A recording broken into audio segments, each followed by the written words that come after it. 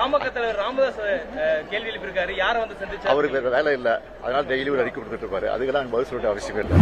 தலைவர்களை, அரசியல் தலைவர்களை அவமானப்படுத்திக் கொண்டிருக்கின்ற முதலமைச்சர் நிச்சயமாக இது ஒரு முதலமைச்சருக்கு நன்கு கிடையாது.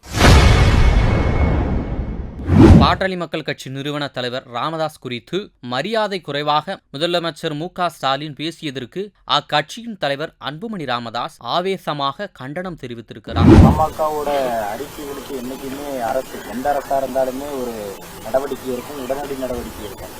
இப்போ இந்த காலத்துல அந்த அறிக்கைக்கு வந்துட்டு இவ்வளவுமான ஒரு மிகச்சேற்ற பதில நீங்க எப்படி பாக்குறீங்க? இதோட எதிர்வினை இது எங்களுக்கு எல்லாம் மிகப்பெரிய ஒரு அதிர்ச்சியில் இருக்கிறோம்.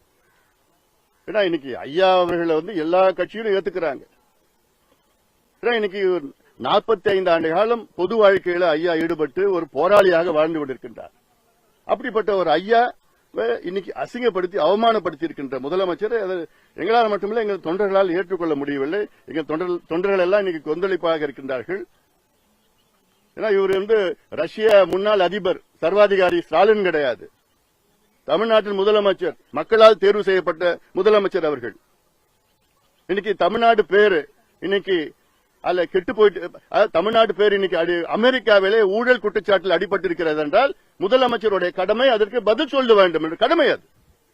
அதை விட்டுட்டு தலைவர்களை, அரசியல் தலைவர்களை அவமானப்படுத்திக் கொண்டிருக்கின்ற முதலமைச்சர் நிச்சயமாக இது ஒரு முதலமைச்சருக்கு நன்கு கிடையாது.